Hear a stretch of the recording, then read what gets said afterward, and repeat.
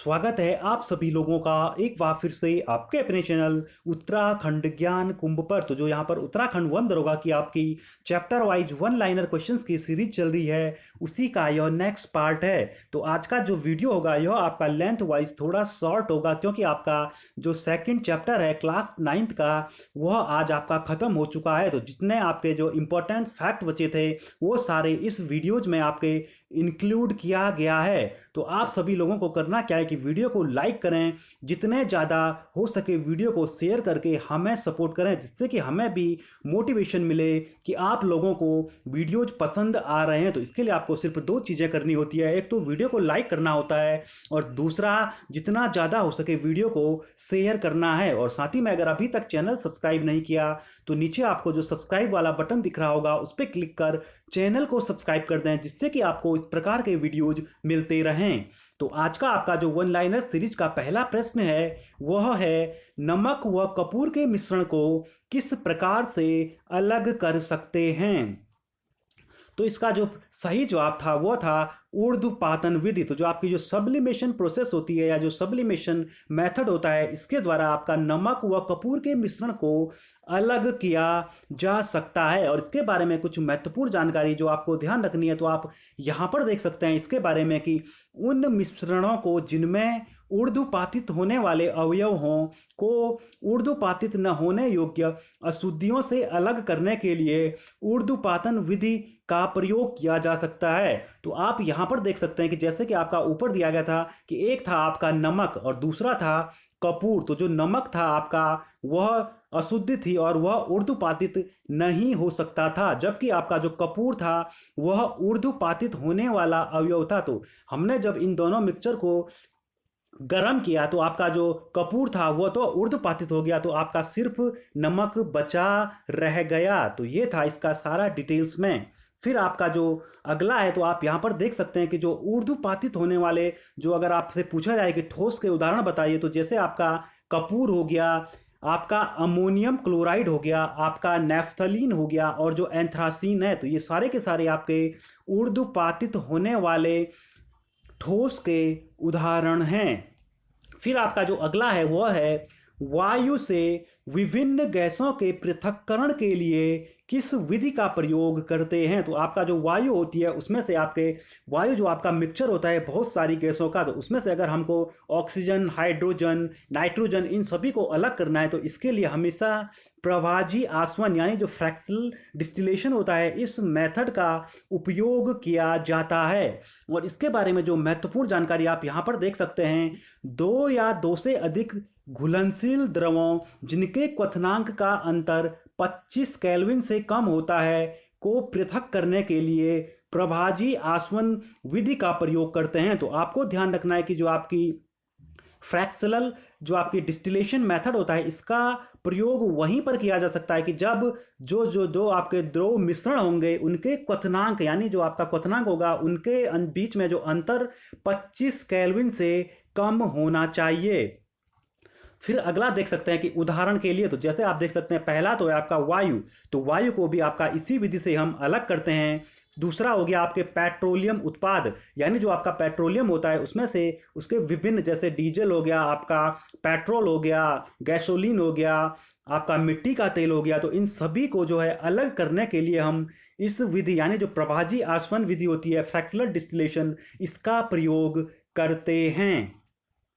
फिर आपका जो अगला प्रश्न है वह है, क्रिस्टलीकरण विधि का उपयोग कहाँ पर किया जाता है? तो आपको ध्यान रखना है कि जो आपकी क्रिस्टलाइजेशन मेथड होता है इसका उपयोग हमेशा जो सॉलिड्स होते हैं इनको प्यूरिफाई करने के लिए क्रिस्टलीकरण विधि का प्रयोग किया जाता है। तो आप यहाँ पर देख भी सकते हैं। फिर आपका जो अगला प्रश्न है वह है, सबसे पहले तत्व शब्द का प्रयोग किसने किया? तो सबसे पहले जो आपका तत्व शब्द है, जो आपका एलिमेंट है, इसका यूज सबसे पहले रॉबर्ट बायल, तो आपको ध्यान रखना है कि रॉबर्ट बायल पहले वैज्ञानिक थे जिन्होंने सबसे पहले 1661 में सर्वप्रथम तत्व शब्द यानी जो एलिमेंट वर्ड है इसका प्रयोग किया था। तो काफी महत्वपूर्ण फैक्ट है। फिर आपका जो अगला प्रश्न है वह है कौन सी धातु है जो कमरे के ताप पर द्रव अवस्था में होती है। तो जो आपकी मरकरी है वह आपके रूम जो टेम्परेचर होता है उस स्टेज में आपकी लिक्विड स्टेट में पाई जाती है। फिर आपका जो अगला है वो है अभी तक ज्ञात तत्वों में कितने तत्व प्राकृतिक हैं। तो जो आपके नेचुरली फाउंडेड जितने भी अभी तक जो तत्व ज्ञात हैं उनमें से 92 एलिमेंट्स टोटल आपके जो 92 तत्व हैं वो नेचुरली पाए जाते हैं। फिर आपका जो अगला है वो है आपका कोलाइड से संबंधित। तो आप सभी लोगों को जो है वीडियो पसंद आ रहा होगा तो वीडियो को लाइक करें, जितने ज़्यादा हो सके वीडियो को शेयर करें।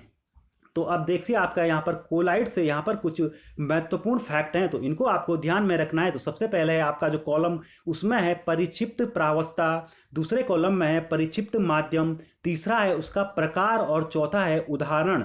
तो पहला जो परिक्षिप्त प्रावस्था है उसमें देख सकते हैं द्रव, फिर परिक्षिप्त जो माध्यम होगा वह होगा गैस। तो इन दो से मिलकर आपका बनता है एरोसॉल। और जो एरोसॉल है इसके उदाहरण होते हैं कोहरा, बादल, कुहासा। तो ये सारे के सारे जो उदाहरण हैं ये एरोसॉल के उदाहरण है। तो यहाँ से डायरेक्ट ऐसा प्रश्न बन सकता है कि बादल कुहासा किसके उदाहरण है। तो आपको ध्यान रखना है कि वह एरोसॉल के उदाहरण है। इसी प्रकार से ठोस और जो गैस है ये मिलकर बनाते हैं एरोसॉल, और यह उदाहरण है आपका धुआं और जो स्वचालित वाहन का जो निथार यानी जो एग्जॉस्ट होता है आपका जो स्वचालित वाहन होते हैं उनका। तो आपने देखा होगा कि जो आपका धुआं होता है इसमें ठोस यानी ठोस के रूप में उसमें कुछ राख के कण होते हैं और बाकी गैस होती है। तो यह भी आपका एक प्रकार का एरोसॉल का उदाहरण है। फिर थर्ड है आपका अगर परिक्षिप्त प्रावस्था गैस की होगी और परिक्षिप्त माध्यम अगर आपका लिक्विड होगा यानी द्रव होगा तो आपका जो प्रकार बनेगा वह होगा फोम। और फोम तो आप सभी लोगों को पता होगा कि जो शेविंग क्रीम आती है वो झाग वाला जो फोम क्रीम आती है आजकल वह उसी का उदाहरण है। इसमें गैस में आपका द्रव होता है। फिर फोर्थ नंबर है आपका द्रव और द्रव। तो जब लिक्विड और लिक्विड आपके होते हैं तो बनता है आपका इमल्सन, और इमल्सन का सबसे अच्छा उदाहरण है आपका दूध यानी जो आपका मिल्क हो गया, और जो आपकी फेस क्रीम होती है यह भी इमल्सन का उदाहरण है। फिर अगला है आपका ठोस और द्रव। तो जो आपका परिक्षिप्त माध्यम द्रव होगा यानी सॉलिड और जो लिक्विड होगा तो उससे बनेगा सोल, और उसका उदाहरण हो गया मिल्क ऑफ मैग्नीशिया एंड जो आपका मड यानी जो आपकी कीचड़ होती है यह भी सोल का उदाहरण है। फिर आपका नेक्स्ट है गैस और ठोस। तो जो गैस एंड सॉलिड है इससे बनेगा आपका फोम, जैसे कि आपका इसके उदाहरण के लिए हो गया फोम हो गया, जो रबर हो गया, स्पंज हो गया और प्यूमिस। तो ये सब आपका फोम के उदाहरण हैं। फिर आपका जो अगला है वो है द्रव ठोस यानी लिक्विड प्लस सॉलिड, इससे बनेगा आपका जेल, और जेल का जो उदाहरण है वो है जेली हो गया, पनीर हो गया, मक्खन हो गया। तो ये सारे के सारे आपके जेल के उदाहरण है। अगला है आपका ठोस एंड ठोस यानी आपका सॉलिड प्लस सॉलिड, इससे बनेगा आपका सॉलिड सोल यानी ठोस सोल बनेगा।